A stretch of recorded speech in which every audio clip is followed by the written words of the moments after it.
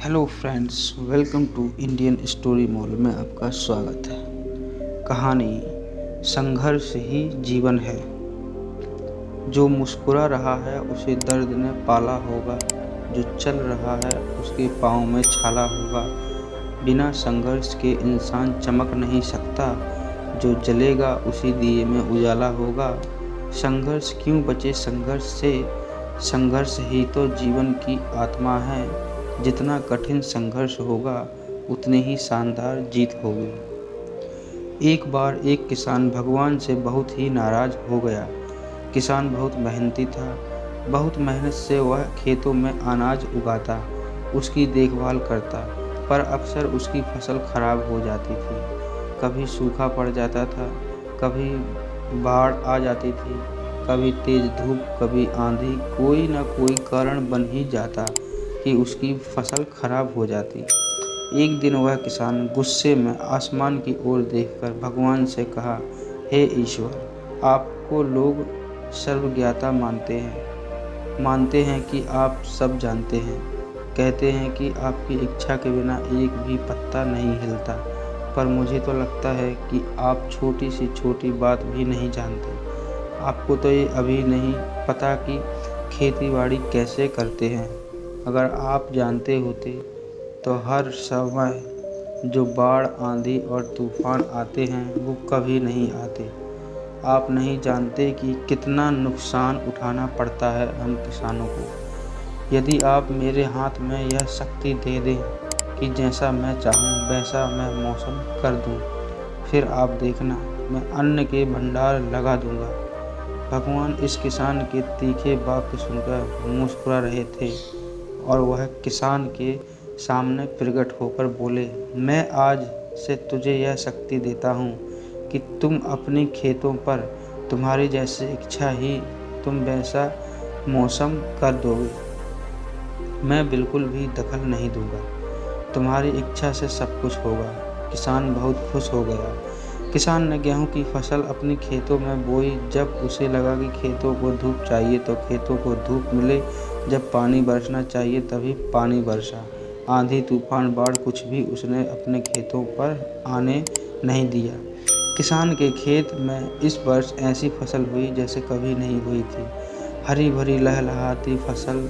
मन ही मन वह बहुत खुश हो गया और सोचने लगा, अब सबूत के साथ दिखाऊंगा भगवान को कि इसे कहते हैं शक्ति का सही उपयोग। मेरी सफलता देखकर उन्हें अपने नियम जरूर बदलने पड़ेंगे। कुछ दिन गुजरे, फसल कटने को तैयार हो गए।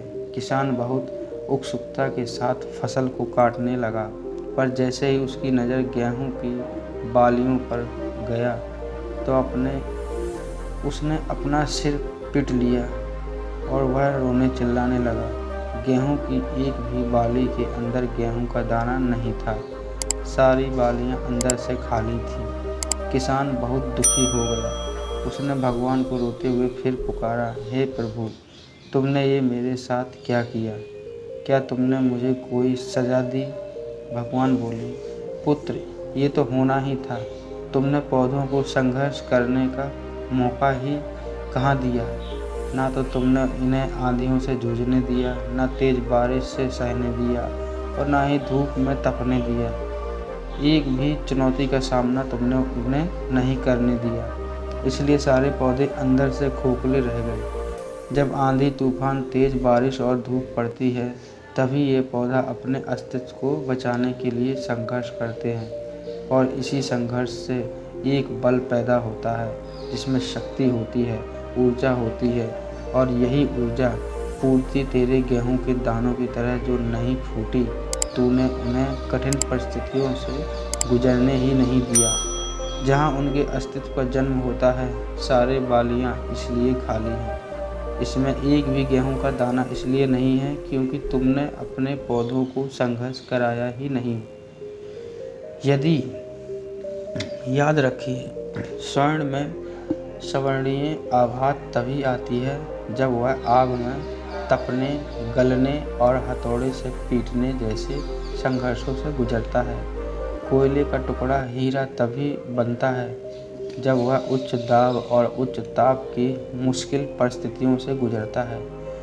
इसी तरह यदि हमारी ज़िंदगी में कोई संघर्ष ही ना हो, कोई चुनौती ही ना हो, तो हम भी गेहूं की बालियों की तरह खोखले रह जाएंगे।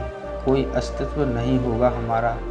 विपरीत परिस्थितियाँ, चुनौतियाँ, समस्याएं हमें और अधिक निखारती हैं। यदि जीवन में कठिन परिस्थितियाँ और चुनौतियाँ आएँ तो घबराना मत, बल्कि सामना करना। विश्वास करना कि आप और अधिक निखर जाओगे और अधिक मजबूत बन जाओगे। किसी ने कितना सही कहा है कि ज़िंदगी जीना आसान नहीं होता, बिना संघर्ष कोई महान नहीं होता। जब तक ना पड़े हथौड़े की चोट, तब तक पत्थर भी भगवान नहीं होता। दोस्तों, वीडियो अच्छी लगी हो तो लाइक करें, कमेंट करें और चैनल पर नए हो तो चैनल को सब्सक्राइब जरूर करें। धन्यवाद।